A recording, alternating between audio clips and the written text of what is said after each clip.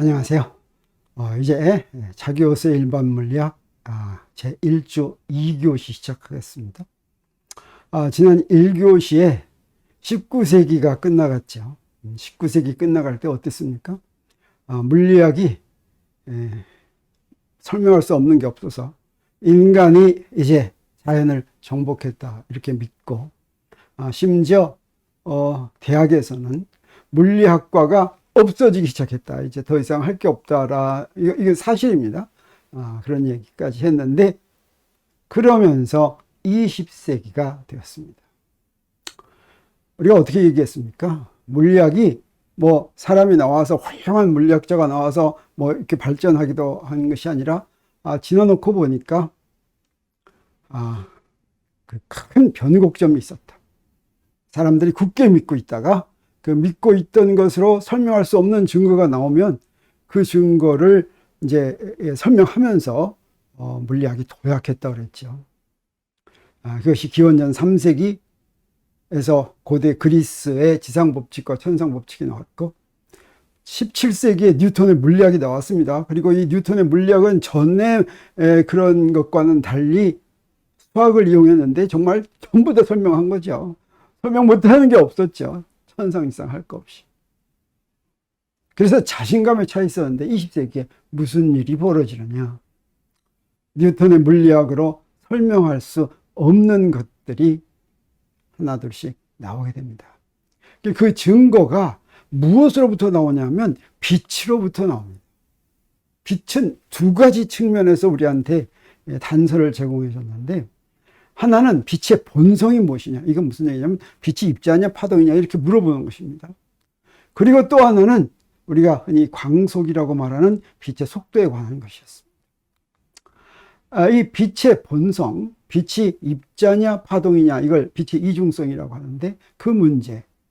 그 다음에 빛의 속도에서는 광속은 불변이다. 이 광속 불변이라고 하는 것이 뭐 여름이나 겨울이나 광속이 변하지 않는다. 또는 뭐 공기 중에서나 진공에서나 물속에서나 광속이 변하지 않는다. 이런 얘기가 아닙니다. 공기 중에서 광속과 물속에서 광속은 굉장히 많이 다릅니다. 그런데 도저히 이해할 수 없는 방법으로, 당시 물리학으로 설명할 수 없는 방법으로 광속 불변이라고 하는 것이, 그런 증거가 나타난 것이죠. 이때 빛의 이중성은 우리한테 무엇을 아는 대로 인도해 줬냐면, 미시세계, 원자 내부 세계를 미세계라고 하고 우리 주위 세계를 거시세계라고 하는데, 자, 이 양자역학이 나온 다음에 이렇게 나누게 된 것입니다. 19세기 말에는 이렇게 나눌 필요가 없었죠. 그러다가 이제 뉴턴의 물리학이 성립한 세계를 거시세계, 성립하지 않는 세계가 있었어요. 그게 바로 뭐냐면 원자 내부 세계인데, 빛의 본성, 빛의 이중성 문제가 바로 그 미시세계가 전혀 다르다라고 하는 걸 알려줬고, 광속 불변의 경우에는 우리가 알고 있던 시간과 공간에 대한 개념이 잘못됐다라고 하는 걸 깨닫게 해줬습니다.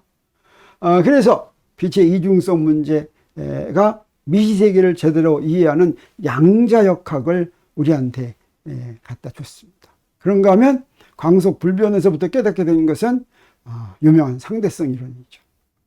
양자역학은 우리한테 무엇이 가능하게 했냐면 첨단 과학기술 문명이 가능하게 했습니다. 그리고 상대성 이론은 우리로 하여금 우주의 탄생 비밀, 우주가 어떻게 만들어졌는가 하는 것을 알게 만들어줬습니다. 이런 거를, 우주가 어떻게 해서 만들어졌는지를, 또는 우주가 무엇인지, 이런 거는 오랫동안 의문이었지만 설마 그런 걸 인간이 알 수 있으려고는 상상을 못한 것이죠. 근데 그것을 알게 해준 것인데, 오늘 첫 시간에는 그 내용의 줄거리를 대강 소개하겠습니다. 우리 이 강의의 마지막 13주, 14주에 이런 문제에 대해서 훨씬 더 자세하게 우리가 공부합니다. 자, 그러면 17세기하고 20세기를 비교하면 무슨 일이 있었냐면, 17세기는 어땠습니까? 무슨 일이 벌어졌습니까? 천상과 지상 법칙을 굳게 믿고 있다가 17세기에 코페르니쿠스의 지동설을 제안한 것이죠. 이것도 뭐 천상 법칙을 의심해서 제안한 게 아니죠. 그러다가 이 제안이 믿업지가 못해서 브라헤가 행성을 열심히 관찰한 자료를 내놨고, 이 자료는 믿음직스러웠습니다. 이 자료를 케플러가 분석을 해서 경험 법칙을 내놨는데 그 경험 법칙이라고 하는 것은 왜 그런지는 모르지만 이런 규칙성을 가지고 있는 거예요. 자연의 이게 경험 법칙입니다.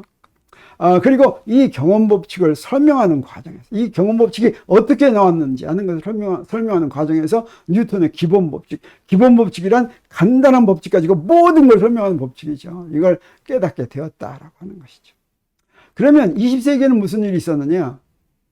20세기에는 맨 처음에 들어오자마자 원자가 가장 기본 입자라고 생각하고 있었는데 원자 내부에 무엇이 들어있다는 정보가 나오기 시작했습니다.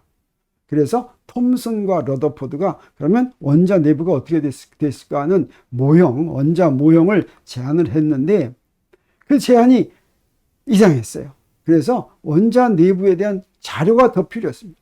마치 17세기에는 그런 자료를 누가 제공해 줬습니까? 브라헤가 이제 관찰을 시작해가지고 제공해 줬죠. 근데 20세기에는 원자 내부에 관한 자료인데 원자 내부에 관한 자료는 구하기가 어렵겠습니까? 쉽겠습니까? 쉽지 않겠죠. 근데 놀라운 일이 있었습니다. 그게 바로 뭐냐면 그런 자료가 이미 나와 있었던 거죠. 그래서 정리하면 17세기에는 그 새로운 물리학, 뉴턴의 물리학이 나오게 된 핵심 계기가 뭐였냐면 태양계에 대한 연구. 태양계에 대한 코페르니쿠스의 지동설, 그리고 브라헤의 관찰, 그리고 케플러의 타원 법칙, 타원 궤도 법칙이죠. 자, 이걸 설명하는데 이 케플러의 법칙이 왜 성립할까? 이 문제를 해결하다가 뉴턴 역학, 기본 법칙, 운동 법칙에 도달하게 된 것이죠. 20세기에는 그러면 그 태양계에 대응하는 그게 뭐였냐면 수소 원자였습니다. 수소 원자를 이제 연구하는데 수소 원자가 어떻게 생겼을까 하는 모형, 톰슨과 러더포드가 모형을 내놨습니다.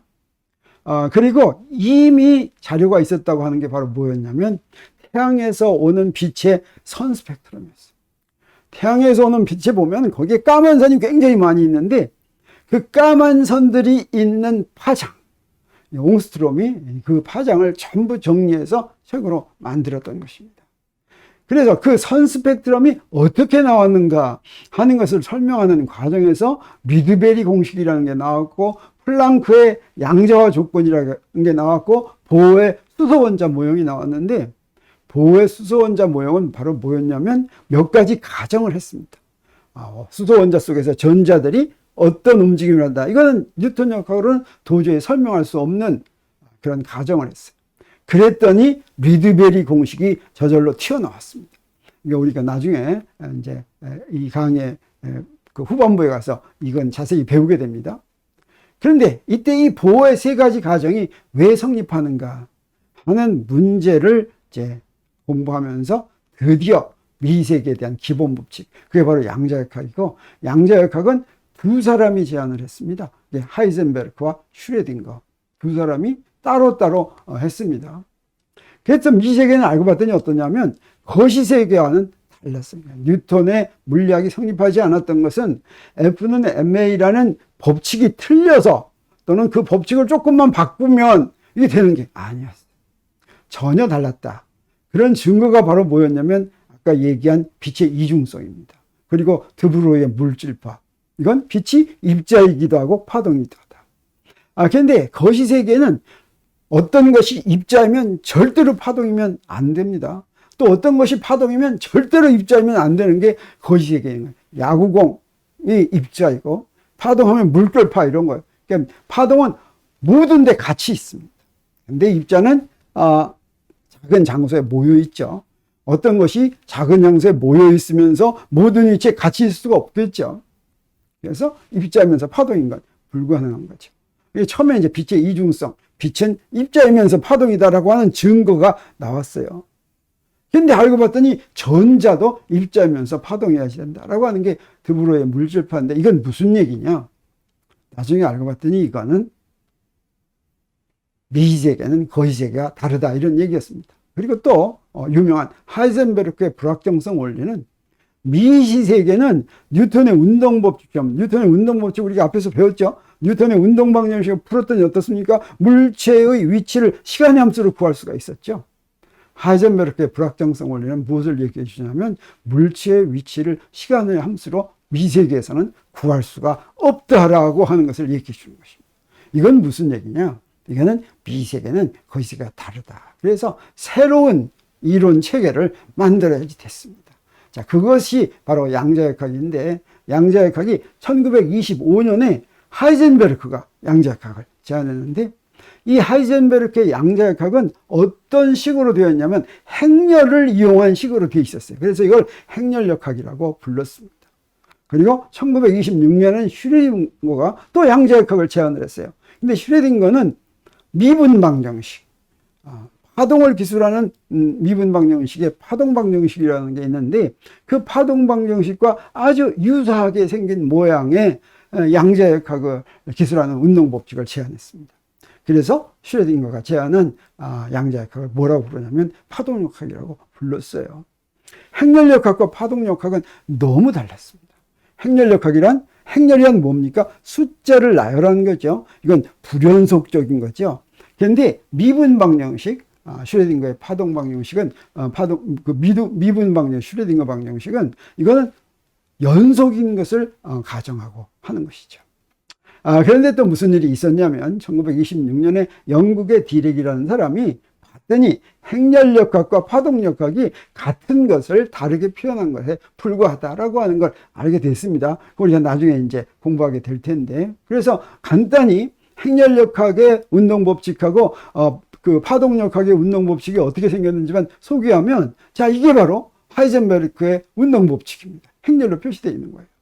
그리고 이것이 슈레딩거 방정식이라고 불리는 그런 양자역학의 운동법칙입니다. 이거는 미분방정식으로 되어 있어요. 두 개가 엄청 다르죠. 근데 알고 봤더니 이것이 똑같은 것이다 라고 하는 것이죠. 그래서 정리하면 17세기에 무슨 일이 벌어졌습니까? 우리가 지금 몇 번 강조한 것처럼 17세기까지는 천상에 속한 물체는 완전한 원운동을 해야 된다고 굳게 믿었는데, 하늘에 보이는 단지 몇 개 안 되는, 당시에는 5개였죠. 행성의 운동을 설명하다가 자연 전체를 이해할 수 있는 그런 자연 법칙을 찾아낸 것입니다. 그리고 20세기에는 무슨 일이 벌어지냐면 물리학의 기본 법칙으로 이제 모든 자연생활을 설명할 수 있고, 설명할 수 없는 건 하나도 없다고 자신하고 있었는데, 그때 이제 무슨 일이 벌어집니까? 네, 당시 물리학으로 이해할 수 없는 수소원자 문제를 해결하다가 미세계도 전부 다 설명할 수 있는 양자역학을 슈레딩거와, 여기 왼쪽에 있는 사람이 하이젠베르크입니다. 오른쪽에 있는 사람이 슈레딩거인데, 이 사람이 여기서 찾아냈고, 이 사람들은 1932년에 노벨 물리학상을, 한 사람은 1932년, 한 사람은 1933년 이렇게 받았습니다. 이렇게 노벨 물리학상을 받았습니다. 이제 앞으로 이제 노벨상 받은 사람들이 나오는데, 내 강의에서 노벨상 받은 사람들한테는 이렇게 그 노벨 메달하고 받은 연도를 이렇게 표시하겠습니다. 그런데, 자, 그래서 20세기에 미시세계에 대한 문제, 한 문제가 해결이 됐습니다. 그리고, 하나 더 있었다고 그랬죠. 빛이 단서를 제공하는데, 빛이 제공한 단서가 하나는 빛의 이중성에 대한 것이었고, 또 하나는 무엇이에요? 빛의 속도에 대한 것이라고 그랬죠. 그러면 이 한 가지 문제 더 있는 것은 우리한테 무엇을 알려줬느냐. 그 문제가 무엇인지, 도대체 속도에 대한 문제가 무엇인지 보겠습니다. 이거는 어려운 문제가 아닙니다. 속도에 대한 개념에 관한 거였어요. 그래서 여러분한테 한번 물어보겠어요. 여러분 이거 보입니까? 이게 뭔지 알겠습니까? 네, 이거 서울에서는 내가 여러분 같은 대학생일 때는 서울에서 어디서나 이게 보였는데, 요새는 서울에 건물이 많아서 이제 잘 안 보이죠. 저 높은 건물 꼭대기로 가야 보이거나, 뭐 아파트 위에서나 보이거나 하는데, 이게 바로 남산입니다. 그래서 여러분한테 이런 거 물어보겠어요. 저 남산이 얼마나 빨리 움직입니까? 라고 물어보면, 다시 말하면 남산의 속도가 얼마입니까? 라고 물어보면 여러분 얼마라고 대답하겠습니까? 네, 남산의 속도는 얼마? 네, 남산의 속도는 얼마냐면 0입니다. 이거 0이 안 움직이죠. 남산 안 움직이죠. 그래서 남산의 속도는 0이다. 근데 이렇게 물어보겠습니다. 내가 지금 달에 갔어요. 달에서 남산을 볼 것 같으면 남산은 움직입니까? 안 움직입니까? 남산은 안 움직여요. 내가 지구에 가봤더니 안 움직여요. 이게 아닙니다. 달에서 보면 남산이 움직이는데, 이거는 우리 KTX보다 훨씬 빨리 움직입니다. 얼마나 빨리 움직이느냐? 시속 3,683km. KTX가 시속 얼마입니까? 300km죠. 12배. KTX의 12배로 남산이 움직이고 있습니다. 그런데 만약에 태양에서 본다면 어떠냐? 태양에서 남산 보면 이거는 초속으로 30km고 이것을 시속으로 고치면 10만 8천 km입니다. 엄청 빨리 움직입니다. 태양에서 보면. 그럼 여기서 문제가 뭐냐면 사실은 지구에서 볼 때는 안 움직이고 달에서 볼 때는 빨리 움직이고 태양에서 볼 때는 더 빨리 움직인다는 게 문제가 아니에요. 문제가 뭐냐면 여기서 이 세 가지 속도 중에서 속도가 세 가지만 있지 않고 이제 보는 데마다 화성에서 보는 거, 토성에서 보는 거 다 다르겠죠. 어떤 속도가 남산의 진짜 속도냐고 물어보면 여러분 뭐라고 대답하겠습니까? 아무래도 지구에 사니까 지구에 있는 거야 이렇게 얘기하겠습니까? 아니면 태양이 중요하니까 태양에서 본 거야 이렇게 얘기하겠습니까? 여러분 어느 정도 답을 알았죠? 뭐냐면 모두 남산의 진짜 속도입니다. 남산의 속도는 0일 수도 있고 3683일 수도 있고 10만일 수도 있는데 그래서 속도는 반드시 뭐라고 얘기해야 되냐면 누가 본 속도인지 속도를 표시할 때는 누가 본 누구의 속도 또는 어떤 기준계에서 본 어떤 물체의 속도 이렇게 얘기를 해야 된다고 하는 것이죠. 자, 그걸 얘기 안 하는 거는 그 누가 보니 이미 가정되어 있는 것입니다. 지구에서 자동차가 몇 킬로로 달리고 있다. 이거는 지면에 대한 속도라고 가정되어 있는 거죠. 그 문제 우리 다 알고 있습니다. 다 알고 있어요. 그래서 똑같이 가더라도 네 자동차가 두 대가 쫙 갑니다. 하나는 시속 200km로 가고 하나는 시속 100km로 가면 지면에 대해서 시속 100km로 가는 놈이 시속 200km로 가는 놈 보면 얼마로 갑니까? 시속 100km로 가는 거 우리 금방 알죠. 우리 금방 계산할 수가 있습니다. 근데 이게 문제가 이건 당연한 겁니다. 이건 뉴턴역학으로 이렇게 된다고 하는 걸 우리가 안 거예요. 문제는 뭐냐? 빛의 속도가 문제라고 그랬죠. 그래서 빛의 속도, 빛은 어떤 빛이냐? 또는 빛은 전자기파의 일종인데 전자기파는 빛만 있는 게 아니라 자외선, 적외선, 마이크로파, 라디오파, X선, 감마선 이거 전부 다 전자기파입니다. 그리고 이 전자기파의 속도는 진공 중에서는 전부 얼마예요? C, 초속 30만 km. C라고 하는 거 우리가 알고 있죠. 그래서 우리 뭐라고 물어보냐면 여기 레이저가 있는데 레이저도 빛이에요. 이 레이저 속도 얼마예요? 라고 물어보면 빛은 얼마나 빨리 움직여요? 라고 물어보면 뭐라고 대답하면 돼요? 네, 초속 30만 km다. 이렇게 대답하면 되는 거죠. 근데 문제는 뭐냐면 달에서 보면 아까 어땠습니까? 아까 뭐라고 강조했습니까? 속도라고 하는 것은 누가 보느냐에 따라서 달라진다고 했죠. 그리고 지구에서 볼 때의 속도와 달에서 볼 때의 속도 또는 지구와 달에서 본 지구의 속도는 얼마라고 그랬습니까? 시속 3,600km라고 그랬죠. 그래서 달에서 본 지구의 레이저, 지구에서 움직이는 레이저의 속도를 달에서 보면 얼마일까? 우리 아까 남산의 속도하고 같이 얘기한다면 이 초속 30만 km에다가 지구에서 본 달의 속도를 이렇게 더하든가 빼든가 해야지 되는데 그렇지 않고 정확히 초속 30만 km라고 하는 거죠. 이거는 초속 30만 km에 비해서 달에서 본 지구의 속도가 작아서 무시해서 그렇다는 얘기가 아닙니다. 정확하게 초속 30만 km다. 또는 심지어 태양에서 보더라도 태양에서 보면 시속 얼마를 더해야 됐습니까? 시속 10만 km를 더해야 됐죠? 그러더라도 역시 초속 30만 km다라고 하는 것입니다. 이게 바로 광속 불변이란 얘기고 이거는 어떤 관찰자가 보든지 관찰자가 움직이면서 보는데도 그래서 아까 어떻다는 얘기예요? 자동차 두 대가 있는데 자동차 지면에서 볼 때 자동차가 하나가 이제 C로 가고 있어요. C로. 빛의 속도로 가고 있어요. 그러면 다른 자동차는 빛의 속도 절반으로 가면서 원래 그걸 보면은 2분의 C로 가는 것처럼 보여야 되죠. 그렇지가 않고 그냥 C로 보인다라고 하는 거. 자, 그건 이상하다. 왜 빛의 속도는 누가 보나 어디서 보나 다 같을까 하는 게 이게 광속 불변의 문제고 이 문제는 뭔가 이해할 수가 없고 문제를 해결해야 되겠다라고 하는 것이죠.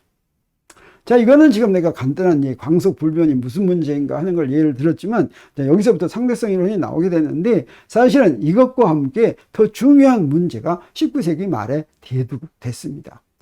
물리학이 해결하지 못하는 아주 중요한 문제가 있었는데, 그게 바로 뭐냐면, 우리 앞에서 19세기까지 뉴턴의 물리학이 바로 뭐였냐면 역학에 해당하는 것입니다.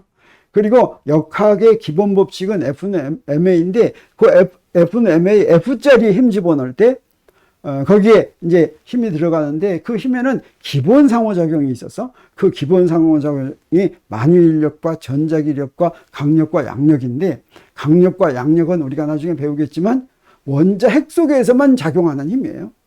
그래서 그건 빼면 만유인력과 전자기학인데, 이 전자기학에 대한 분야가 19세기 말까지 완성이 됐습니다. 그랬는데 역학과 전자학 두 개가 이 광속이나 이런 문제를 에 대한 이야기를 하는데 전혀 모순되는 이야기를 한다. 그 첫 번째가 하나가 뭐냐면 상대성 원리. 상대성 원리는 역학에서는 서로 등속도로 움직이는 두 기중계에서 보면 역학의 법칙이, 자연 법칙이 동일한 형태다라고 하는 것이 상대성 원리인데, 이 역학 법칙은 그래서 서로 상대적으로 등속도 운동하면 그때 갈릴레이 변환이라는 것을 하는데, 그러더라도 형태가 바뀌지 않고 그대로 있습니다. 근데 전자기학은 어떠냐? 갈릴레이 변환을 하면 형태가 바뀌어요. 그래서 이것은 상대성 원리 문제가 역학과 전자기학에서 모순을, 서로 다른 결과를 줘서 뭐가 좀 이상했습니다. 그렇지만 그냥 그런가 보다 하고 생각하고 있었어요.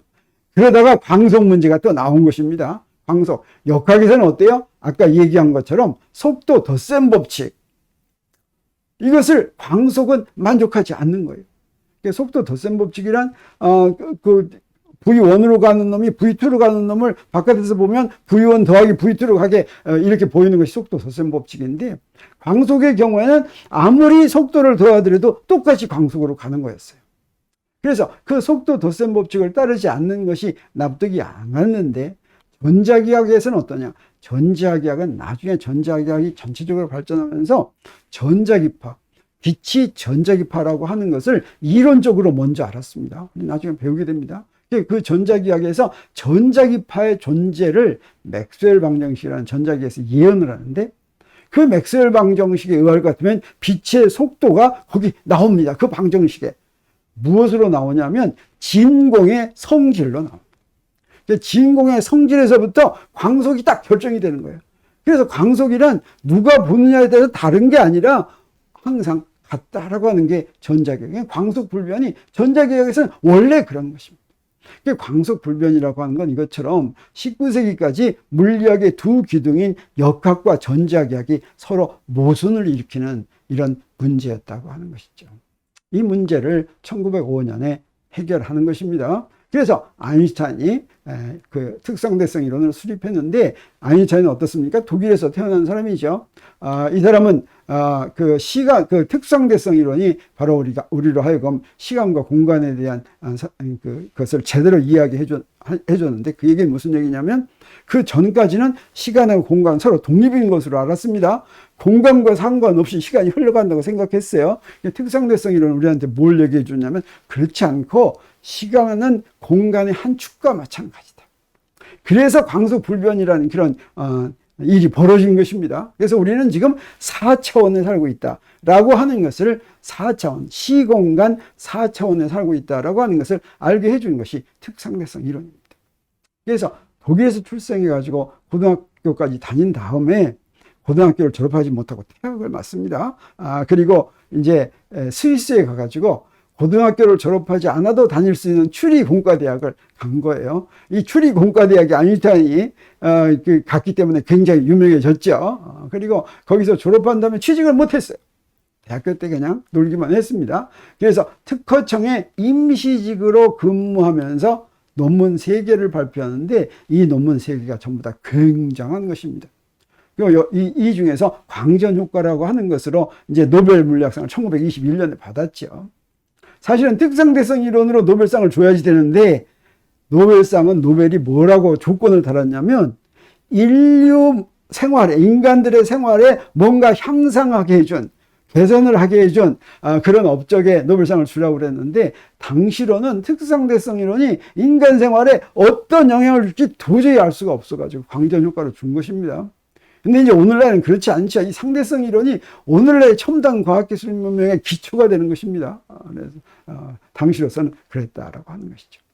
1905년에 특수상대성 이론을 발표하고, 이 세 가지가 전부 다 1905년에 나왔습니다. 그리고 1915년에 특수상대성 이론을 일반화시킨 일반 상대성 이론이 나오고, 그 다음에 이제 1933년에 나치가 들어와서 미국으로 망명해서 프린스턴 대학교 고등연구소 교수로 지낸 것입니다. 자, 이 특수상대성 이론에 대해서는 우리 나중에 또 한 주 강의를 통해서 더 자세히 배우게 됩니다.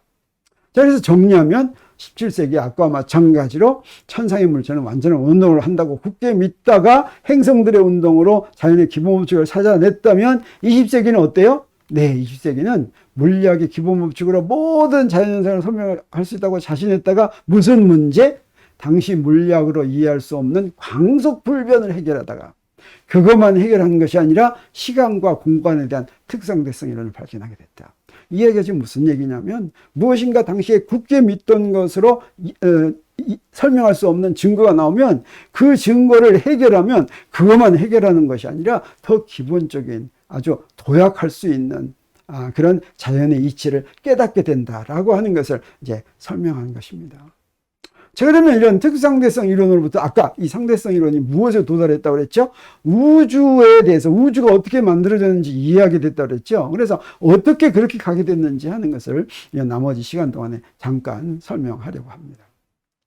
자, 상대성 이론이란 뭐냐면, 여러분 상대성 이론을 어디서 조금 들은 적이 있는지 모르겠어요. 상대성 이론 하면 로렌츠 변환이라고 하는 걸 하는데, 상대성 이론에는 두 기준계가 나옵니다. 기준계는 자연 현상을 설명하기 위해서 내가 만드는 거예요. 내가 마음대로 만들 수가 있어요. 근데 상대성 이론은 뭐냐면, 같은 자연 현상, 이 같은 자연 현상을 설명하려고 기준계 두 개를 만들었을 때, 기준계를 두 개를 만든다라고 하는 뜻은 뭐냐면, A라는 기준계에서 요거의 위치를 측정하면 숫자가 나와요. B라는 기준계에서 요놈의 위치를 측정하면 숫자가 나와요. 두 숫자가 다릅니다. 그 다른 두 숫자를 연결해 주는 거. 그래서 동일한 자연현상을 기준계 A와 기준계 B에서 설명할 때 그 결과를 서로 연결해 주는 거. 이게 바로 상대성 이론입니다. 그 상대성 이론으로부터 시간과 공간에 대한 개념을 제대로 이해할 수 있게 된 것이라고 하는 것이죠.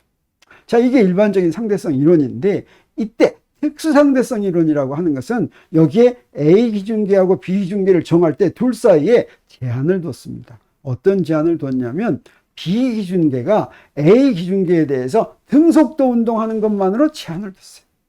그래서 B 기준계는 A 기준계에 대해서 아무렇게나 움직이는 게 아니라 등속도 운동한다라고 하는 거죠.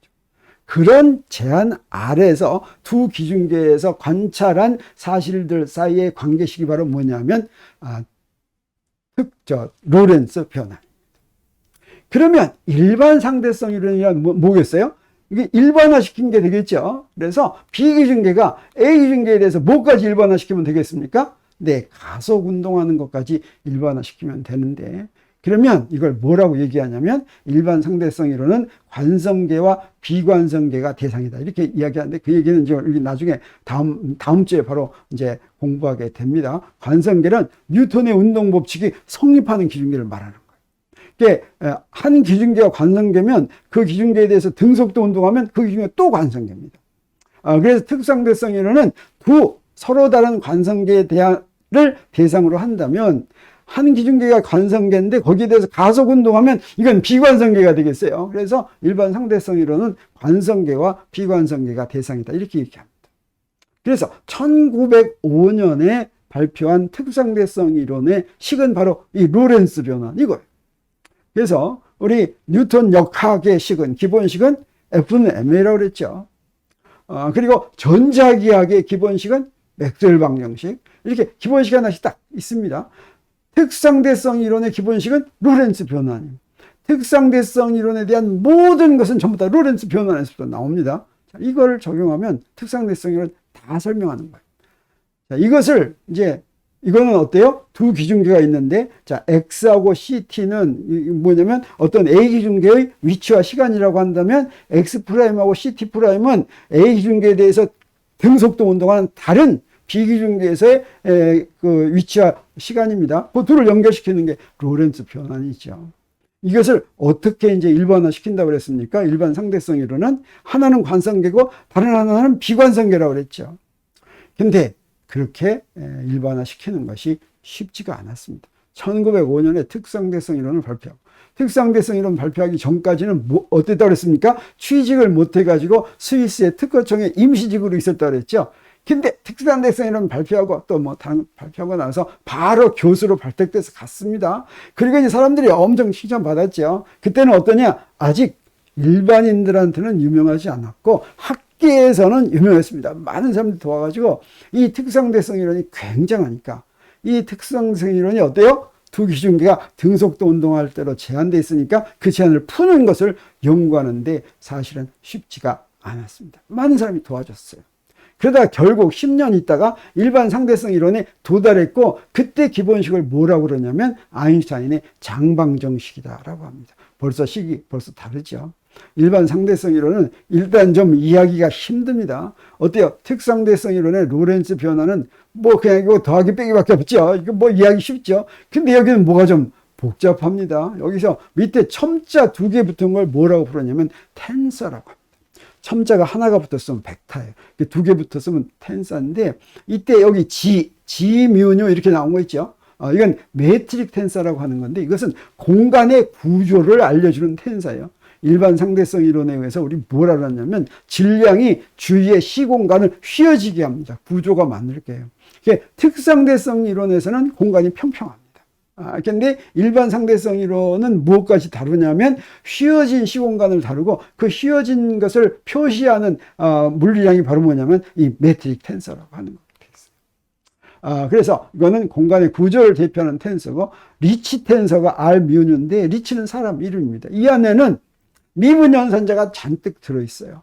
그래서 여기 벡터 미분 연산자, 시간에 대한 미분 연산자, 공간에 대한 미분 연산자가 잔뜩 들어있는 게 리치 텐서고, 그 다음에 여기서 T뮤는 뭐냐면 에너지 운동량 텐서라고 그래가지고 공간에 분포된 질량과 에너지와 운동량이 어떻게 분포되어 있는가 하는 겁니다. 이게 이제 소스입니다. 그래서 질량이 어떻게 분포되어 있다면 공간이 어떻게 휘어져 있는가 하는 것을 알려주는 것이죠. 자, 그러면 이거는 미분 방정식이기 때문에 저 리치 텐서 속에 미분이 들어있어요. 미분 방정식은 우리 뉴턴의 운동 법칙도 미분 방정식이라고 그랬죠. 방정식 하면 어때야 됩니까? 풀어야 되는 거죠. 그러면 미분 방정식을 풀려면 어떻게 해야 된다 그랬어요? 종속 변수와 독립 변수를 알아야 된다 그랬죠. 그래서 이런 아인슈타인의 장방정식의 종속 변수는 뭐냐면 그 메트릭 텐서입니다. 공간의 구조가 종속 변수예요. 그래서 이 식으로부터 공간의 구조가 결정되는 거죠. 독립 변수는 뭐냐면 당연히 시간과 공간입니다. 그래서 리치 텐서 속에 시간에 대한 미분, 공간에 대한 미분 연산자가 들어있어요. 그러면 이걸 풀면 어떻게 되겠어요? 미분 방정식은 종속 변수를 독립 변수의 함수로 구한다 그랬죠. 그래서 이렇게 나오는 거고, 이건 바로 뭡니까? 공간이 이런 식으로 돼 있다고 하는 거예요. 여기 태양이 있다면 그 주위에 이렇게 공간이 휜다고 하는 거예요. 이게 이제 일반 상대성 이론. 그래서 일반 상대성 이론은 질량 주위에 공간이 휜다. 전에는 질량이 어떻다고 그랬습니까? 뉴턴은 뭐라고 얘기했냐면 질량과 질량이라고 하는 것은 만유인력이 작용하는 원인이라고 그랬죠. 근데 일반 상대성 이론은 뭐라고 그러냐면 질량과 질량 사이에 만유인력이라는 건 아예 없습니다. 그래서 만유인력 없고, 질량이 하는 역할은 뭐냐면 주위 공간을 휘게 하는 것이고, 지구와 같은 행성이 태양 주위를 도는 건 뭐냐면 휘어진 시공간에서 가장 빠른 길을, 가장 짧은 그 최단 경로를 따라서 돈다라고 하는 것이 이제 일반 상대성 이론의 결과입니다. 자, 이런 이야기를 했을 때 이게 옳은지 맞는지 틀린지 어떻게 알겠습니까? 황당하죠. 근데 이게 사실은 질량이 있는데 이 질량이 휘어지게 하는 시간과 공간이 그렇게 크지 않습니다. 다시 말하면 질량의 효과가 또는 만유인력의 효과가 그렇게 크지 않기 때문에 질량이 좀 커야지 그 효과가 나타납니다. 사실은 그 미세한 효과는 사실은 지상에서 나타나지만 당시의 기술로는 우리 주위에서 제일 질량이 큰 게 뭐냐면 태양이에요. 그래서 당시 아인슈타인이 어떻게 미리 그럼 자기의 일반 상대성 이론을 확인하기 위해서 어떻게 했냐면 빛이 지나가는데 태양 주위를 지나가면 빛이 좀 튈 거다라고 예언을 했습니다. 그래서 태양 주위를 지나오는 저기 먼 별에서부터 태양 주위 이렇게 오겠죠. 여기서 빛을 태양으로 보내봤자 우리가 받지를 못하니까 측정 못하니까 뭘 우리가 측정해야 되냐면 별의 빛을 봐야 됩니다. 근데 태양 옆을 지나오는 별의 빛이 태양이 없을 때하고 비교해서 휘어질 것이다. 근데 태양이 있으려면 어떻게 돼요? 그건 낮이죠. 근데 낮에는 별이 보입니까? 안 보입니까? 안 보이죠. 근데 이걸 측정한 사람이 있습니다. 아서 에딩턴이라고 하는 사람이 일식을 이용해서 실제로 측정을 했어요. 그래서 여기 1919년에 아프리카에 있는 무슨 섬에서 개기일식이 일어났어요. 이 개기일식은 그 태양이 전부 다 그 달에 의해서 전부 다 가려져야 되죠. 일식이 일어나더라도 개기일식이 일어나는 지구상의 위치는 얼마 안 됩니다. 한꺼번에 다 일어나는 게 아니에요. 그래서 이때 이제 아서 에딩턴이 아프리카에 있는 그 섬까지 갔습니다. 가서 이제 자 여기에 이런 식으로 저기 태양 옆을 지나오는 빛을 측정한 거예요. 그래서 만약에 태양이 없다면 이렇게 되는데 여기 있는 별이 이렇게 되는데 태양이 있다면 휘어져 오기 때문에 다른 위치에 있는 것처럼 보이는 거예요. 이때 이 정도가 어느 정도가 되냐면 그 차이가 어느 정도가 되냐면 약 18초 정도 되는 거예요. 18초. 1초는 1도의 각도 1도의 3600분의 1입니다. 그래서 아주 미세한 걸 측정해야 되는 거죠. 근데 이거를 측정을 해가지고 아인슈타인이 예언한 거하고 똑같이 휘어진다라고 하는 걸 이제 증명해서 타전을 쫙 해가지고 신문에 쫙 났습니다. 그리고는 무슨 일이 벌어졌느냐. 이제 아인슈타인은 굉장히 유명한 사람이 된 것이죠. 일반 상대성 이론이 옳다고 하는 것이 여기서 확실하게 이제 알려졌습니다. 그래서 이제 아인슈타인이 1921년에는 미국을 방문합니다. 첫 번째 미국 방문하는데 이때 마치 뭐 그냥 그 연예인이 가는 것처럼 그렇게 굉장히 환대를 받았고 막 연설하면 막 군중들이 막 몰려들고 막 그런 일이 있었다고 하는 것이죠. 자, 그래가지고 일반 상대성 이론이 그렇게 굉장히 이제 인기를 끌었는데 아인슈타인과 상관없이 무슨 일이 벌어지냐면 이런 일이 벌어집니다. 러시아 사람으로 알렉산드로 프리드만이라는 사람이 있었는데 이 사람은 세계 제1차 대전에 참가를 하고 1차 대전은 그 일반 상대성 이론이 나올 때 1차 대전을 하고 있었어요. 이 사람은 바로 그 논문을 못 봤습니다. 그리고 제대하고 나서 논문 봐서 1922년에 그 논문 보고서 아인슈타인의 장방정식을 풀었어요. 아인슈타인의 장방정식을 풀었더니 물론 그때 아까 얘기했죠. T 뮤뉴 질량과 에너지 분포를 가정합니다. 질량과 에너지 분포를 간단하게 가정하고 풀었더니 무슨 일이 벌어지냐면 그 주위의 시간과 공간이 팽창했다 줄어들었다 하는 그런 동적 풀이를 구합니다. 그래서 1918년에 러시아에 있는 대학교 교수가 되는데 장방정식으로부터 우주가 팽창하기도 하고 수축하기도 하는 그런 풀이를 구한 거예요. 풀어봤더니 그런 풀이가 나온 겁니다. 근데 안타깝게도 1925년에 이제 빨리 죽었습니다. 그리고 프리드만이 이런 동적 풀이를 제안했을 때 아인슈타인은 뭐라고 그랬느냐, 이 풀이에 동의하지 못했죠. 사실은 그러면 아인슈타인이 그런 풀이가 나온다는 걸 알았겠습니까? 몰랐겠습니까? 알았습니다. 그래서 어떻게 했냐면 그 자기의 장방정식이 막 우주가 막 커지니까 이거 이해할 수 있습니까? 없습니까? 그래서 뭔가 이 식에다가 뭐가 이상하니까 거기에 아인슈타인 상수라고 하는 상수 하나를 집어넣습니다. 그래가지고 팽창하는 거를 팽창하지 못하게 이렇게 만들어 놓은 것이죠. 근데 이제 그런 사정을 모르는 프리드만이 풀어봤더니 이제 그렇다라고 하는 이런 동적 풀이를 이제 발표하는 것입니다. 내가 왜 이런 이야기를 하냐면 이게 지금 사실로 밝혀졌기 때문이고, 그래서 이 프리드만과 또 한 사람이 있습니다. 누구냐면, 벨기에 사람인데, 르메트르라는 사람인데, 이분은 천주교 신부님 사제였어요. 이분도 마찬가지로, 1927년에 프리드만의 풀이와는 별개로, 이게 이제 아인슈타인의 상대성 원리를 1923년 케임브리지 대학에서 에딩턴한테 이제 공부한 이런 사람입니다. 그랬더니 이 사람은 프리드만은 팽창했다, 수축했다 이런 거였다면 이 사람은 조금 조건을 달리해서 풀었더니 우주가 계속 팽창한다. 그리고 이 우주가 계속 팽창하는 것을 확인할 수 있는 방법이 있다라고 하는 논문까지 쓴 것입니다. 근데 아인슈타인은 역시 그 결과를 인정하지 않았죠. 근데 이 르메트르는 언제 죽었냐면 1966년에 죽었는데 그거보다 한 해 전에 우주가 팽창한다고 하는 결정적인 증거가 발견됐습니다. 그래서 그건 듣고 죽었다라고 하는 것입니다.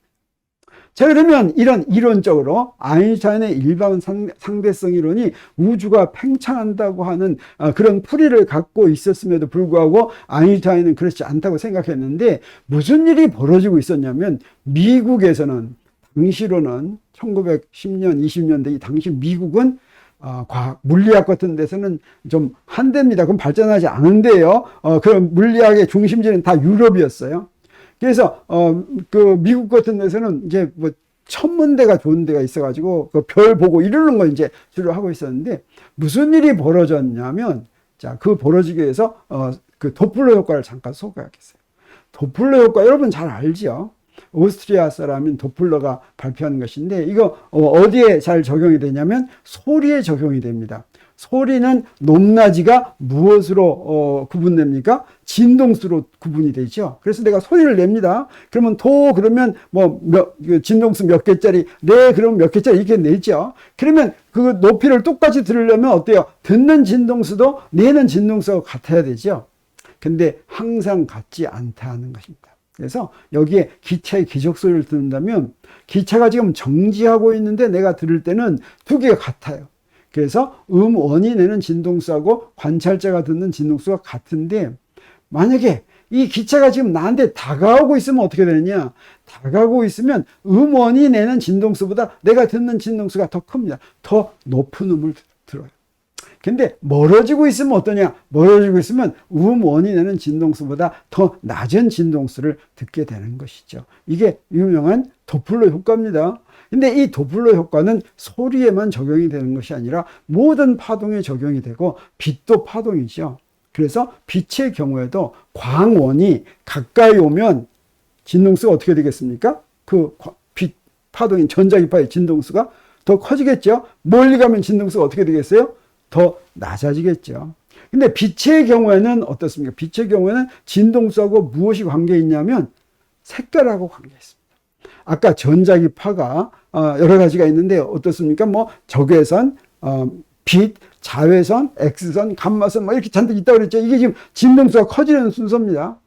그리고 가시광선 중에서도 빨주노초 파남보 하면서 진동수가 더 커지죠. 그러면 만약에 광원이 여기 별이 있는데 별이 우리로부터 멀어지고 있다면 그 별에서 발산 빛의 색깔보다 내가 관찰하는 색깔이 어떠냐? 진동수가 더 작은 색깔을 관찰하게 되고 그거를 전문용어로 뭐라고 그러냐면 적색이동, 레드 시프트다 이렇게 얘기합니다. 이 말은 빨간색으로 보인다는 뜻이 아니라 빨주노초 파넘보에서 진동수가 작은 쪽이 빨간색 쪽이죠. 그 다음에 진동수가 큰 쪽이 파란색 쪽입니다. 그래서 멀어져서 광원이 멀어져서 진동수가 더 작게 원래보다 더 작게 보이는 것을 적색이동이라고 부르고 그 다음에 가까이 와서 더 진동수가 큰 것으로 관찰되는 빛이 관찰되는 것을 청색이동이다, 블루시프트다 이렇게 부르는 것이 얘기합니다. 그래서 우리가 망원경으로 관찰할 때 이게 생각하고 있던 예상한 것보다 진동수가 더 낮아지면 이건 지금 멀리 가고 있구나. 그 별이 지금 더 멀리 가고 있구나. 이제 그렇게 하는데 그러면 그 별에서 오는 빛의 진동수를 어떻게 하느냐? 사실은 별에서 오는 빛은 그 무엇 때문에 주로 오냐면 수소 때문에 주로 옵니다. 그래서 수소에서 내는 진동수의 특징, 파장이 전부 다 알려져 있어요. 그래서 그 진동수가 더 낮으면 이게 적색 이동이 되는구나 하는 걸 아는데 이런 관찰이 어디에서 이루어졌냐면 미국에서 이루어졌습니다. 미국에 유명한 천문대가 이제 많이 있는데 그 중에서 특히 로웰 천문대가 있습니다. 로웰 천문대는 애리조나주에 있는데 1894년에 로웰이라고 하는 부자가 만들어 놓은 거예요. 그 가족이 운영을 했습니다. 그 19세기까지만 하더라도 물리학의 주 무대는 유럽이었고 미국은 물리학의 변방이었습니다. 그래서 로열 천문대에서는 미국에서 출생한 물리학자들이 천문학과 우주론 발전에 기여한 중요한 실험을 시작한 것으로 유명하고, 특히 여기에 어떤 사람이 있었냐면 베스토 슬라이퍼라고 하는 사람이 있었습니다. 이 베스토 슬라이퍼가 외부 성운에서 오는 빛이 적색이동하는 것을 최초로 언제 1912년에 관찰했습니다. 성운은 옛날에는 뭔지 몰랐어요. 별인데 별들이, 아주 작은 별들이 구름처럼 이렇게 모여 있는 걸 성운이라고 그랬죠. 지금 그게 바로 뭐냐면 은하, 갤럭시입니다. 옛날에 모를 때 성운이라고 불렀던 거예요. 갤럭시란 뭡니까? 별들이, 태양과 같은 별들이 수천억 개가 모여 있는 게 이제 은하죠. 우리가 있는 은하는 이게 우리 은하죠. 그리고 우리 바로 옆에 있는 은하는 안드로메다 은하죠. 이 안드로메다 은하도 마치 저기에, 이건 우리 은하 밖에. 그래서 우리 은하하고 안드로메다 은하하고 사이의 거리는 250만 광년입니다.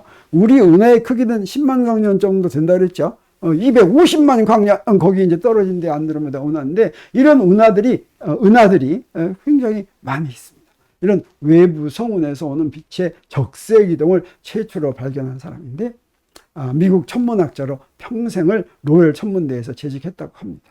그리고 여기서 적색 이동이 됐다고 하는 건 어떻게 알아요? 대부분은 수소의 선스펙트럼에 해당해야지 되는데, 그거보다 굉장히 이제 그 파장이 작은 게 관찰됐다고 하는 거죠. 처음에는 이거를 거기는 아주 이상한, 우리가 알지 못하는 그런 원소가 있는 게 아닌가 막 이렇게 의심할 정도였습니다. 그리고 외부 전혀 다른 걸 이렇게 관찰했는데, 이 결과를 보면 이제 무슨 얘기가 되냐면, 여기 가운데 태양계가 있습니다. 지구가 있는데 여기 성운들이 이렇게 있어요. 성운들이 당시에 그 슬라이퍼는 41개의 성운에서 관찰했지만 전부 다 적색이동. 그러니까 전부 다 적색이동이라는 건 한쪽에 있는 성운이 아니라 지금 사방팔방에 지금 있습니다. 사방팔방에 있는 게 적색이동이 있다는 건 어떤 거예요? 지금 전부 다 우리로부터 멀어지고 있다고 하는 거죠. 자, 그러면 이게 무엇을 얘기하겠습니까? 이게 우주 팽창을 얘기한다라고 생각하고 싶은 사람도 있을지 모르지만, 아직 거기까지는 너무 섣부른 생각이고, 이건 뭘 얘기해 주냐면, 어떤 것이나 전부 우리로부터 멀어지고 있으니까 마치 지구가 우주의 중심에 있는 것처럼 이렇게 느끼게 만들어주죠. 그래서 그것 때문에 이 결과가 굉장히 흥미가 있었던 것이죠. 그런데 또 한 사람이 있었습니다. 또 한 사람, 또 천문대도 또 있었어요. 어떤 천문대냐면 미국의 윌슨산 천문대라고 하는 것인데, 이거는 캘리포니아 남부 파사데나 윌슨산 정상에 위치한 연구시설이고, 이건 카네기 연구소, 카네기라고 하는 사람도 부호였죠. 이 사람이 이제 굉장히 많은 돈을 이제 내 가지고 이제 카네기 그 재단을 만들었죠. 그 후원에서 설립된 것인데, 이건 여기는 지금 1948년까지 세계에서 지름이 가장 큰 망원경이 있는 것으로 유명했습니다. 망원경은 지름이 클수록 빛을 많이 받을 수 있으니까 더 별을 잘 관찰할 수가 있는 거죠. 여기에 누가 있었냐면 유명한 허블이 있었습니다. 에드윈 허블. 이 허블 망원경 여러분 들어봤을지 모르겠어요. 그래서 이 사람은 1929년에 허블 법칙을 발견했습니다. 자, 그러면 허블 법칙이 이제 뭔지 볼 텐데, 우리 베스토 슬라이퍼가 그 성운들이, 갤럭시들이 전부 멀어진다고 하는 걸 발견한 게 언제입니까? 1912년이죠. 그건 아직 일반 상대성 이론 나오기 전이죠. 1929년엔 일반 상대성 이론이 나오고, 그 다음에 프리드만의 그 동적 풀이가 나오고, 그 다음에 르메트르의 동적 풀이가 나온 다음이죠. 그래서 1912년에 그 베스토 슬라이퍼의 발견만 하더라도 우주가 팽창할 수 있을 수도 있다고 하는 그런 가능성이 있는 거였습니다. 근데 1929년에는 어떠냐? 이거는 빼도 박도 못하는 우주가 팽창한다는 그런 증거가 되는 법칙을 발견한 것입니다. 그래서 에드윈 허블은 미국에서 출생을 한 사람이고, 옥스퍼드대에서 에딩턴의 역시 지도를 받으면서 상대성 이론을 배우고, 그 다음에 안드로메다 성원이 우리 은하에 속하지 않은 다른 갤럭시다라고 하는 것을 처음 밝힌 사람입니다. 우리 은하가 아니라 거기서부터 훨씬 더 먼 곳에 있는 것이다 라고 하는 거, 그리고 윌슨산 천문대에서 변광성을 이용해서 갤럭시까지 거리를 측정한 것이죠. 변광성이란 갤럭시마다 거기에 변광성이 몇 개씩 있는데 이게 반짝반짝 빛나는데 그게 그 주기를 가지고 빛나서 그게 마치 라디오파를 막 내보냅니다. 이 주기를 변광성 그래서 대부분의 경우에 어떻게 생기냐면 쌍둥이 별이 이렇게 돌면서 두 별이 우리한테 같이 있으면 밝고 옆에 있으면 어둡고 이런 거예요. 이게 도는 주기를 갖고 그 밝기를 알 것 같으면 그 변광성까지 거리를 아는데 왜 그 변광성까지 거리를 이런 거 가지고 아는 게 중요하냐면 저 갤럭시 정도면 너무 멀기 때문에 되게 별까지의 거리는 삼각 측량법을 이용하는 것입니다. 그 삼각 측량법을 이용하려면 밑변의 길이가 길어야지 되는데 그래서 양쪽에서 이렇게 삼각형 이루는 거죠.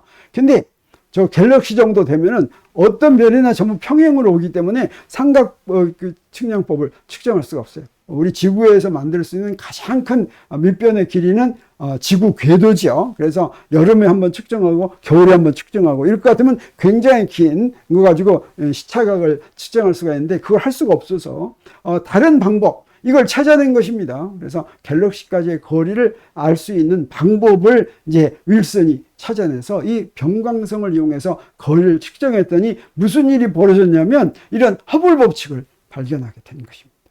이 허블 법칙이란 뭐냐면 이걸 그래프로 그리면 그런 거예요.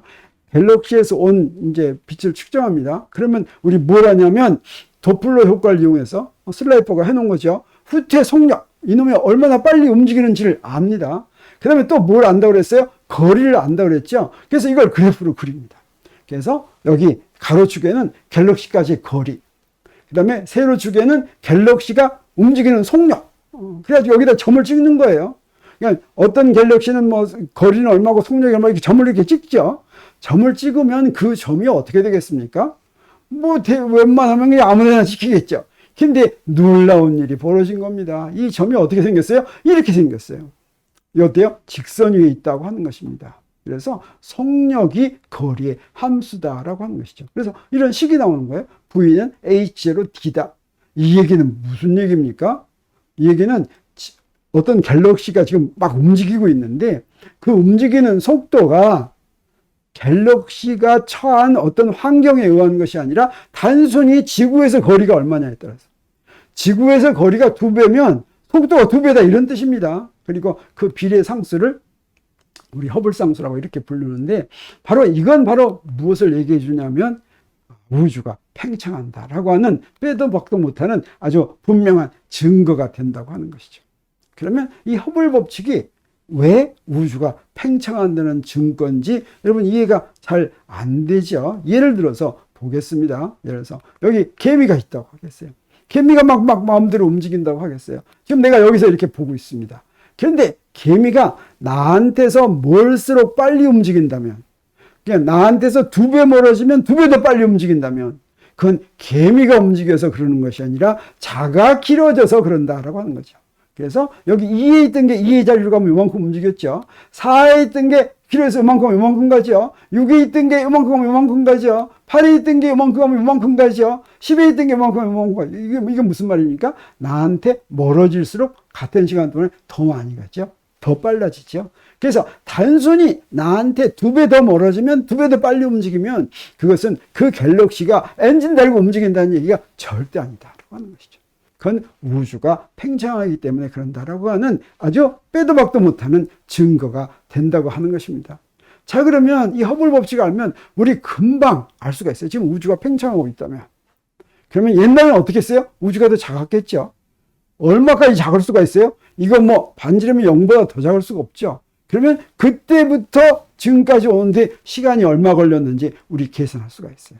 그래서 우주가 이제 우주 반지름이 지금 D라고 한다면 반지름이 얼마였든지 간에 그 반지름이 되기까지 걸리는 시간은 무엇으로 나누면 됩니까? 속도로 나누면 되죠. 근데 속도가 바로 뭐예요? H0D죠. 그래서 D가 지워지고 바로 허블 상수의 역수가 이게 바로 뭐냐면 지금 우주 반지름까지 걸리는 시간, 다시 말하면 우주의 수명이다라고 얘기할 수가 있고, 저 허블 상수를 알고 있으니까 여기다 대입합니다. 허블 상수 얼마냐면 자 이렇게 돼 있어요. MPC는 메가파세크라고 하는 것인데 이건 이제 이런 단위입니다. 그래서 계산 내가 다 해주겠어요. 다 계산 이렇게 하니까 그 시간이 얼마가 나오냐면 1.447 곱하기 10의 10승 2여 년이 나오는데, 이제 사실은 더 자세하게 잘 계산하면 얼마가 나오냐면 138.3억 년이 나옵니다. 이게 바로 허블 법칙에 의해서 우리가 알고 있는 우주의 수명이다. 다시 말하면 138.3억 년 전에 우주가 만들어졌다라고 얘기할 수가 있는 거죠. 이게 1929년에 이 허블 법칙을 이제 발표를 했는데, 그러면 사람들이 그렇구나, 우주는 전부 지금 팽창하고 있구나, 이렇게 생각을 하겠습니까? 안 하겠습니까? 그렇지 않고 1930년에서 1950년까지 학자들이 믿은 우주론은 정상 상태 우주론, 우주는 현재 그 상태가 그대로 유지된다라고 하는, 그것을 주장하는 대표적인 사람이 영국의 프레드 호일이라는 사람인데, 그리고 대부분의 학자들은 그렇게 생각하고, 그 다음에 우주가 팽창한다고 생각하는 사람들도 있었습니다. 아까 얘기한 르메트르, 그 다음에 러시아의 갸모프, 그 다음에 또 미국의 디케, 이런 사람들, 이런 소수의 학자들이 우주는 팽창한다라고 믿었습니다. 그런데 둘이 지금 열심히 그 논쟁만 했지 직접적인 그런 누가 이기고 하는 게 없었어요. 왜 그러냐면 사실은 당시에 허블 상수가 어땠냐면 굉장히 컸습니다. 그때는 그 자료가 몇 개 없어가지고 직선해가지고 그 기울기를 했더니 굉장히 컸어요. 그래가지고 그 허블 상수로 우주 나이를 계산을 했더니 얼마가 나왔냐면 25억 년이 나왔어요. 근데 다른 증거에 의해서 우리 태양계의 나이가 45억 년이다 라고 하는 걸 확실히 알고 있었어요. 우주의 나이가 태양계 나이보다 작으면 좀 말이 안 되죠. 그래서 허블 법칙이 굉장히 그럴듯은 하지만 뭔가 거기에 함정이 있다, 뭐 이렇게 생각하게 된 겁니다. 근데 이제 갤럭시들의 숫자들이 점점 더 많이 발견이 되면서 이제 그 자료가 많아지면서 오늘날 가장 최신에 얻은 허블 상수에 올 것 같으면 이제 우주의 나이가 138입니다. 이거 얼마 전까지만 하더라도 이게 조금 더 길었고 뭐 그렇습니다. 지금은 우주의 나이가 138억 년 이렇게 알고 있는 것입니다. 그래서 심지어 프레드 호일은 BBC하고 인터뷰하면서 1949년에 이 팽창 우주론을 주장하는 사람들을 갖다가 좀 놀렸습니다. 그래서 빈정거렸어요. 그래서 그 사람들은 우주가 마치 팝콘 나오듯이 빅뱅처럼 그게 터졌다고 얘기하는데 그게 말이 되느냐? 라고 얘기하는 게 그 대폭발 이론, 빅뱅 시어리의 이름으로 지금 남아 있습니다. 그래서 지금은 어떠냐? 지금은 이제 빅뱅 시어리가 맞다고 하는데 이때까지는 확실한 증거가 없었어요. 그냥 시간만 가고 있었습니다. 시간이 이렇게 흐르고 있었어요. 그러다가 무슨 일이 벌어지느냐? 아주 우연히 결정적인 증거가 나타나게 되는데 그게 유명한 우주 배경 복사입니다. 펜지아스와 윌슨이라는 두 사람이 당시에 미국의 벨 연구소에서 전파망원경을 연구하고 있었어요. 벨 연구소 하면 오늘날 통신사 SKT나 KT 뭐 이런 데 같은 겁니다. 근데 그 통신사 연구소가 굉장히 대규모로 연구해서 노벨상 받은 사람들이 굉장히 많이 나와요. 이분들도 물리학자들이지만 당시에 이제 전파망원경을 가지고 이제 연구하고 있었는데 그때 무슨 일이 벌어지면 그 전파망원경에서부터 관찰을 했더니 모든 방향에서 전자기파가 수신됐어요. 그것도 마이크로파. 이건 뭐예요? 진동수가 굉장히 작은. 그래서 우리 아까 전자기파의 적외선, 가시광선, 자외선 그렇다고 그랬죠. 그 적외선보다도 그 진동수가 더 작은 게 마이크로파고 그 마이크로웨이브 오븐이 있죠. 마이크로파로 하는 전자 오븐. 거기서 사용이 되는 전자기파가 마이크로파입니다. 거기에 해당하는 그런 전자기파가 온 사방에서 모든 우주 공간에서부터 들어오고 있다고 하는 것을 1965년에 이제 발견을 합니다. 근데 이게 마치 그 잡음처럼 들리니까 이 두 사람이 이 잡음이 나오는 이유가 저 전파망원경에 아침에 일어나 보면 비둘기가 거기에 뭐 변을 갖다 잔뜩 쌓아놨어요. 그래서 그것 때문에 그런가 보다 하고 막 열심히 치웠는데도 그 잡음이 안 없어졌어요.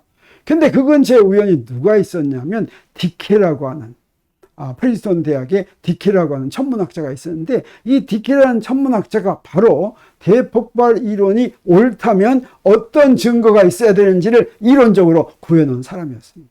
그 사람이 이 소식을 듣고서 이게 바로 그거구나. 이게 바로 배경 복사를 얘기하는 거구나 라고 하는 것을 이제 생각하고 이게 진짜 배경 복사라는 게 밝혀지면서 대폭발 이론이 옳다는 결정적인 증거가 되고, 그게 그래서 이 두 분도 1978년에 노벨 물리학상을 받게 되는 것입니다. 그러면 이 우주 배경 복사는 그러면 굉장히 발견하기가 어려운 것이냐? 그렇지 않습니다. 우리 텔레비전을 보면, 요새는 이제 그런 텔레비전이 없는데, 옛날에는 이런 텔레비전 볼 것 같으면 채널이 없는 데서는 어떻습니까? 이게 직직거리는 거 있죠? 이게 전부 다 마이크로웨이브 때문에 이 우주 배경 복사가 들어와서 이렇게 지직거리고 있는 거예요. 우리 주위에 어디든지 다 있는 겁니다. 그러면 이 우주 배경 복사는 바로 뭐냐면 흑체 복사에서 나오는 것과 같은 복사파인데, 그게 바로 뭐냐?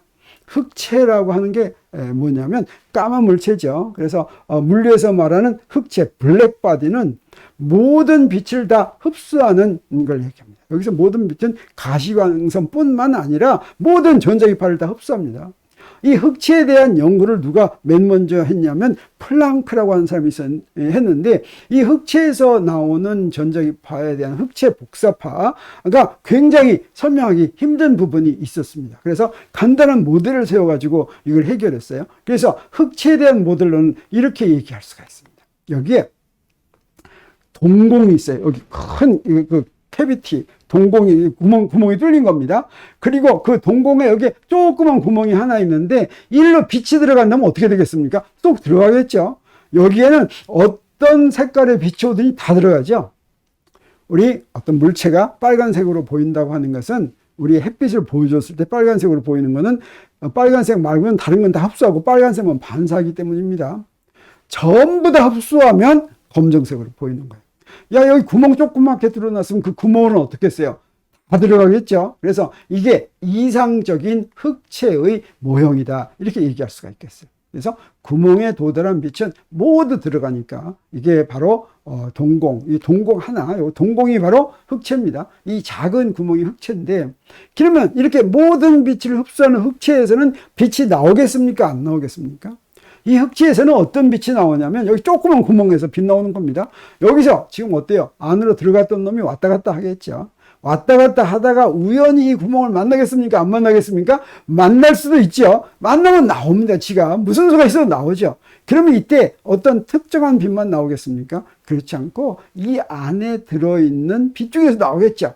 근데 이 흑체가 온도가 일정하다면, 이 말은 온도가 일정하다는, 흑체의 모든 부분이 다 온도가 일정하다고 하는 것은 열적 평형 상태에 이르렀다라고 하는 뜻이고, 열적 평형 상태에 있으면 이 안에 모든 진동수의 빛이 골고루 들어있다라고 하는 뜻이 되겠어요. 그렇지만 그 골고루 들어있는 비율이 다릅니다. 온도에 따라서. 그래서 우연히 구멍에 부딪히면 빛이 반드시 방출되고, 이때 흑체에서는 모든 파장의 빛이 다 나오는데, 그때 나오는 이게 파장하고 진동 서로 역수관계에 있습니다. 그래서 파장이 커지면 진동수가 작아지고, 둘을 곱하면 광속이 되는 거예요. 그랬을 때 이 흑체의 온도에 따라서 파장 그 색이 모양이 달라집니다. 그걸 흑체 복사 곡선이라고 하고, 바로 이런 게 되겠어요. 여기서 흑체 복사 곡선을 이렇게 그릴 것 같으면, 여기에 맨 위에 그린 거, 이게 태양의 온도, 태양 겉 표면의 온도가 절대 온도 한 6000도쯤 되는데, 6000도쯤 될 때는 어떤 빛이 제일 많이 나오냐면 가시광선이 제일 많이 나온다라고 하는 것이죠. 태양 온도에서 나오는 빛이 가장 센 것이 가시광선이었기 때문에 우리 인간의 눈에 가시광선만 보이는 게 그렇게 놀랄 일이 아닙니다. 왜 그러냐면 태양에서 오는 빛을 잘 볼 수 있어야지 살아남기가 좋겠죠. 그리고 플랑크가 아까 이 흑체 복사 곡선을 설명하는 이 곡선의 식을 플랑크가 이제 발견했습니다. 이게 바로 플랑크의 흑체 복사 곡선 공식인데, 여기서 T가 이게 절대 온도입니다. 그래서 아까 그 우주 배경 복사라고 하는 것은 무엇에 해당하냐면, 이 T에다가 절대 온도로 2.73도 K, 절대 온도는 단위가 K입니다. 그래서 2.73K를 대입한 것과 같은 그런 분포를 그리는 전자기파다라고 하는 뜻이 되겠습니다. 그래서 이 우주 배경 복사가 발견됨으로써 대폭발 이론이 옳다는 결정적인 증거가 됐고, 이제 대폭발 이론이 훨씬 더 자세하게 이론 체계가 세워진 것이죠. 그래서 대폭발 이론이 나오게 된 그 순서를 볼 것 같으면 1925년에 어떻습니까? 우리 일반 상대성 이론의 장방정식이 팽창하는 우주를 예언한다고 하는 것을 프리드만이 1925년, 그 다음에 르메트르가 1927년 이렇게 발표를 했었죠. 그리고 나서 1929년에 팽창한 우주의 실험적 증거, 이게 바로 뭡니까? 허블 법칙이죠. 그리고 나서 1948년에 나는 설명은 안 했지만 갸모프라고 하는 사람이 대폭발 이론이 옳다면 우주 배경 복사가 존재해야 된다고 예언을 했고, 1965년에 바로 아까 말한 디케가 그 우주 배경 복사가 마이크로파 영역으로 적색 편이 되어 있을 거다, 적색 이동되어 있을 거다라고 하는 거나 마찬가지입니다 라고 제안을 하죠. 그리고 이제 1965년에 펜자스와 윌슨에 의해서 이 우주 배경 복사가 발견된 것입니다. 오늘날은 어떠냐? 이 대폭발 이론이 그냥 그래 대폭발 이론이 옳아 그런 것이 아닙니다. 이거를 확인해야지 됩니다. 우리 고등학교 교과서에 대폭발 이론이 나옵니까? 안 나옵니까? 대폭발 이론이 고등학교 교과서에 나온다라고 하는 것은 이게 실험으로 확인해서 옳은 이론인 게 밝혀졌다라고 하는 뜻입니다. 그러면 실험으로 확인했다는 건 뭡니까? 실험 자료가 있어야 되겠죠. 대폭발했을 때 자료가 있어야 되겠죠. 지금 하늘을 볼 것 같으면 그 빛들이 지금 다 들어오고 있습니다. 예를 들어서 15억 년 전에 출발한 빛이 지금 들어오고 100억 년 전에 출발한 빛이 지금 들어오는 것이에요. 그래서 그 빛을 이제 분석할 것 같으면 대폭발이 나오고 30만 년 후에 무슨 일이 벌어졌는지, 그때는 원자가 만들어졌습니다. 3억 년 후에는 무슨 일이 벌어졌는지, 15억 년 후에는 무슨 일이 벌어졌는지, 30억 년 후에는 무슨 일이 벌어졌는지, 30억 년이 지난 다음에 오늘날의 은하들이 이제 만들어진 것이죠. 그리고 137억 년 후에 이제 지금과 같은 우주가 이렇게 만들어졌다라고 하는 것을 한 스텝 한 스텝 전부 다 확인을 했습니다. 그래서 대폭발 이론이 옳다고 하는 것을 우리 지금 확실하게 알고 있는 것이죠. 자, 그러면 우리 이런 질문 하겠습니다. 이제 우리 20세기, 19세기 말에도 그랬었죠. 인간이 자연을 정복했다. 자, 그러면 이제 빛에 의해서 양자역학으로 미세계도 다 알았고, 이제 상대성 이론으로 우주가 어떻게 만들어졌는지도 다 알았고, 자, 그랬으면 이제 인간은 모두 다 알아낸 것이라고 생각할 수 있겠습니까? 없겠습니까? 네. 그래서 21세기가 됐습니다. 지금 21세기도 지금 벌써 22년이나 지나갔죠.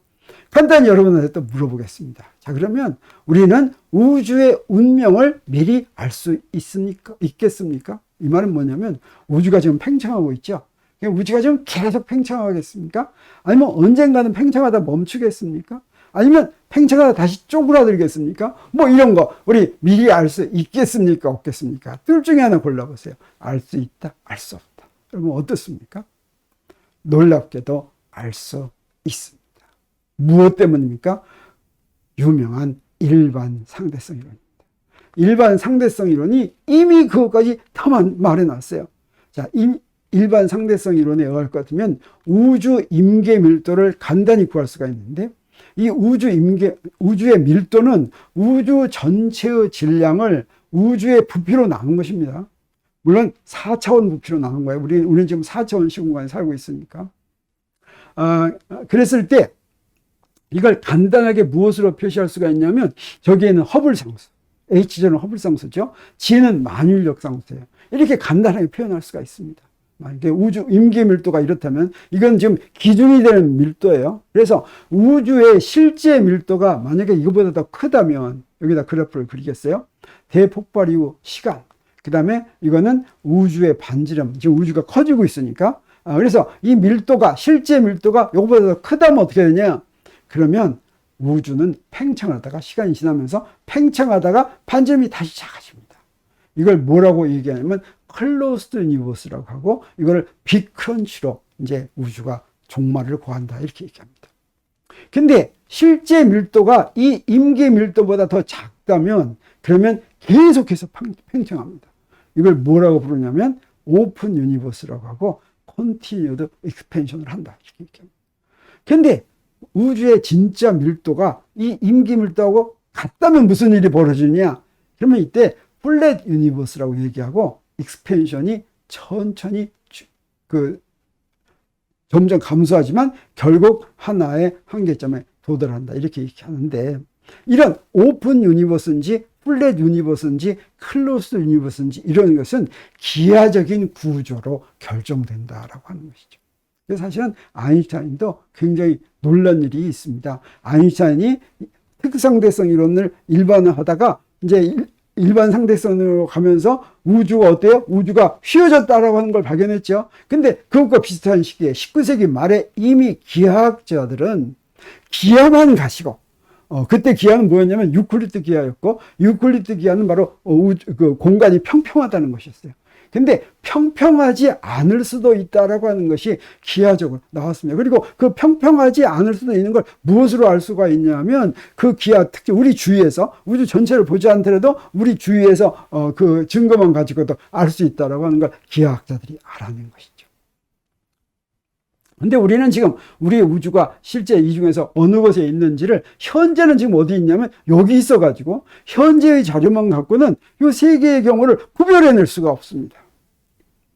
근데 놀라운 일이 있었습니다. 그건 바로 뭐냐면 미국의 나사에서 인공위성을 쏘올려가지고 무엇을 관찰하냐면 우주 배경 복사, 분포를 우리 지구에서만 관찰하는 거, 그 인공위성 바깥으로 나가가지고 정밀하게 측정하는 겁니다. 그래서 1989년에 코베라고 불리는 코스믹 백그라운드 익스플로러라는 그런 우주선을 이렇게 쏘아 올립니다. 그래가지고 여기 이거는 우주 전체의 지금 우주 배경 복사예요. 여기 색깔이 아까 우주 배경 복사의 온도가 얼마라고 그랬습니까? 얼마짜리 흑체 복사라고 그랬어요? 2.73K라고 그랬죠.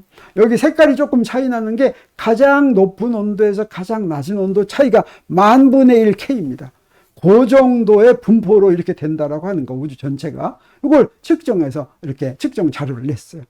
1989년은 이렇고 또 쏘았습니다. 2001년에 WMAP, 윌킨슨 마이크로웨이브 안아이소트로피 프로브라고 하는 것인데, 윌킨슨은 사람 이름입니다. 자, 이런 거 연구하다가, 나사에서 이런 거 연구하다가 일찍 죽은 사람을 기념해서 윌킨슨의 이름을 땄어요. 이때도 또 하나 쐈습니다. 그랬더니 어때요? 좀 더 정밀하게 측정했죠. 자, 이때 이미 이제 어떤 결과를 얻었어요. 그리고 또 쐈습니다. 2009년에 플랑크 스페이스 크래프트라고 하는 거. 여기 해가지고 아주 정밀하게 이렇게 측정했는데, 이런 우주 전체의 우주 배경 복사를 측정한 결과가 어땠냐면, 관찰한 결과가 놀라웠습니다. 우리 우주는 플랫이다. 그래서 우리 우주의 밀도가, 실제 밀도가 일반 상대성 이론의 임기 밀도와 같다고 하니까 우리 어떻습니까? 허블 상수 알고 있죠? 만일력 상수도 알죠? 그러니까 집어넣어가지고 금방 우리 우주 밀도를 계산할 수가 있겠죠? 그 우주 밀도를 계산했습니다. 계산했더니 여기 얼마가 나오냐면, 내가 이렇게 한 게 1.6 곱하기 10의 마이너스 27생 kg per 미터 3생이 이게 바로 수소 원자의 질량입니다. 그래서 우주의 밀도가 수소 원자 5개쯤 된다라고 하는 것이죠. 자, 이렇게 우주의 밀도를 알게 되니까 우리 어떤 생각을 하게 됩니까? 지금 우주 그 밀도가 다 어디 있을까? 지금 질량이 다 어디 있을까? 한번 찾아보고 싶어지겠죠? 실제로 찾아봤습니다. 그래서 기준이 바로 뭐냐면 임계 질량. 이거는 임계 밀도에다가 우주의 부피를 곱하는 것입니다. 그랬더니 무슨 일이 벌어졌냐면, 관찰 가능한 걸 다 합해봤어요. 별, 그 다음에 방사선, 성간기체가 제일 많았어요. 성간기체가 바로 뭐냐면 우주를 떠돌아다니는 먼지 같은 것입니다. 이게 제일 많았어요. 그 다음에 블랙홀 이런 거 다 더했더니 얼마냐면 임계 질량은 4%밖에 안 됐어요. 그리고 무엇이 있다는 게 알려졌냐면 암흑물질. 조금 이따 설명하겠지만 암흑물질은 갤럭시의 운동으로부터 그 존재가 필요한 질량을 말하는데, 그 암흑물질을 다 합했더니 임계 질량은 23%입니다. 그럼 요거 두 개 빼면 100%에서 이거 빼면 얼마냐면 73%가 되겠죠. 이걸 뭐라고 부르냐면 암흑 에너지라고. 그래서 우리 눈에 보이는 현재 관찰 가능한 것은 4%밖에 안 되고, 암흑 물질과 암흑 에너지는 관찰도 안 되고 무엇인지도 모르는 것이다 라고 하는 것이죠. 자, 암흑 물질이 있어야지만 되는 이유는 뭐냐면 갤럭시의 운동입니다. 갤럭시 전체가 회전하는데, 갤럭시도 회전하려면 질량이 있어야지 되는데, 그 질량이 관찰한 것만 가지고는 굉장히 부족합니다. 그리고 또 뭐도 있냐면 중력 렌즈라고 하는 게 있어요. 굉장히 멀리 있는 별, 퀘이서라고 하는데, 퀘이서에서 굉장히 강한 빛이 오는데 똑같은 별이 여러 개가 보입니다. 그 얘기는 뭐냐면 우주 공간을 지나오면서 휘어져서 와서 그래요. 그러면 이렇게 휘어지게 만들려면 우주 공간에 막대한 질량이 있어야 됩니다. 이것도 뭔지 안 보여요. 이런 걸 암흑물질이라고 부르고 암흑물질을 여기다 쭉 그려놨더니 이 정도가 되는 거예요.